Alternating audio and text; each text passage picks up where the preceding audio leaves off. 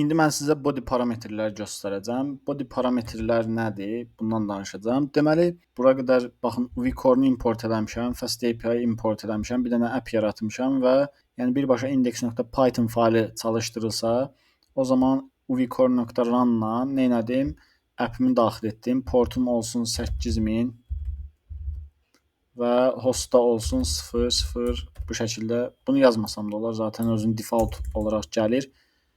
İndi nə edəcəm? Deyirəm ki, bir dənə URL yazıram. Deyirəm app. Bu dəfə post sorğusundan yazıram və bir dənə URL pass daxil eləyirəm. Deyirəm ki, to-dos deyə bir dənə URL-im olacaq. Burada mən to-doları görəcəm, to-do itemları. Amma bunun bir də create olsun. Yəni yeni bir dənə to-do əlavə etmək passi daxil eləyirəm bura. Yəni bu post sayəsində.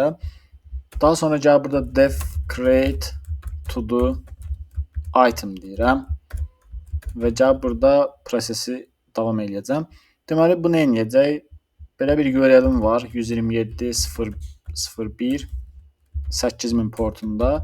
Burada /todos yazsa, məndə hansı to-do itemlar varsa, onu göstərəcəm. Hələ ki göstərmirəm, sadəcə göstərəcəm create eləyəndən sonra. Amma create eləmək üçün yeni bir dənə to-do əlavə eləmək üçün də bu endpoint-a post sorğusu göndərməlidir. Tamam mı? Mən də bu endpoint-i daxil etdim və post request-dən istifadə edirəm. Daha sonra gəlib burada Pydantic-dən from Pydantic import edirəm base modeli və gəlib burada bir dənə model yazıram. Deyirəm ki, class to-do validate olsun da. Və bu base modeldən miras alır. Daha sonra to-do nə olsun? Description olsun. Description. Və bu string olacaq. Daha sonra bir də is active, yəni aktivdirmi, deyilmi? Yəni bu to-do item'ı bitirdimmi, bitirmədimmi? Is active, bu da ki boolean olacaq. Defaultdakı false. Django bilənlər bilir, yəni model yaradanda bu bizim məsələn Django'da bir model yaradanda o migrate falan olunur. Database-də hər hansı bir data yaratmaq üçün. Bu həmin model kimi deyil. Bu sadəcə bizə body request gələndə onun doğru formada gəlib gəlmədiyini yoxlamaq üçün bir modeldir. Pydantic modelidir. Yəni description stringdimi, is active booleangdimi, bunu yoxlayır və yaxud burada bir neçə validation yazasıyıq, həmin validationlara uyğundumu? Yəni oradan gələn JSON datanı çevirir bizim Python modelimizə, ona uyğun yoxlama aparır, uyğun exceptionları verir, yəni xəta olduqda, xəta olmadıqda isə doğru bir datanı bizə qaytarır Python obyekti formasında. Və gəlib mən burada deyirəm ki, bir dəqiqə bura qalsın. Gəlib deyirəm ki, post request gələndə bunun tərkibində bir dənə to-do item gələcək. To-do item. Və bunun tipi normalda məsələn mən get sorğusu yazanda deyirdim ID gələcək, nə bilim age gələcək. Bunun type-ını yazırdım da type hintlərlə. Mən də deyirəm ki, bunun type-ı yuxarıdakı to-do validate olacaq. Mən yuxarıda özüm yeni bir tip yaratdım, to-do validate tipi. Yəni həmin tipdə olacaq. O tipdə nədir? Yəni bir dənə JSON gələcək, içərisində description string və is active boolean olacaq bu şəkildə. Və gəlib deyirəm ki, return elə. Burada bir dənə f string açıram. Deyirəm ki, description to-do item .description və vergül atıram. Deyirəm ki, is active 2.to-do item .is active. Yəni bu to-do item bizə gələcək, onun description-ını qaytaracam və is active-ni qaytaracam. Daha sonra proyekti run eləmək lazımdır. Gəlib deyirəm ki, Python index.python-ı çalışdırıram. 127.0.0.1 portuna gəlirəm. Burada to-dos create hissəsinə daxil oluram. Baxın, method not allowed.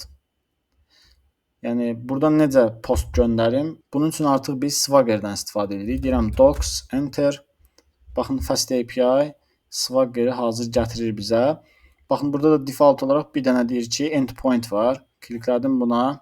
Deməli nə edəcəm? Baxın buradan try out vururam və burada bir dənə JSON yazıb bizə hazır. Deyir ki, description göndər. Mən buradan is active-i silirəm. Is active-i sildim. Description olaraq da belə bir random şeylər atdım və execute edirəm. Və aşağı gəlirəm. Baxın, description olaraq bunu, is active olaraq da false-u qaytarır. Mən buradan description-da göndərməsəm, görək bir xəta gəlirmi? Orada xətanı görə bilirəmmi? Execute edirəm. Aşağı gəlirəm. Baxın, response body, yəni bizə qayıdan detail type missing belə bir xəta qaytarır. Field required, yəni deyir ki, məcburi fildlər var.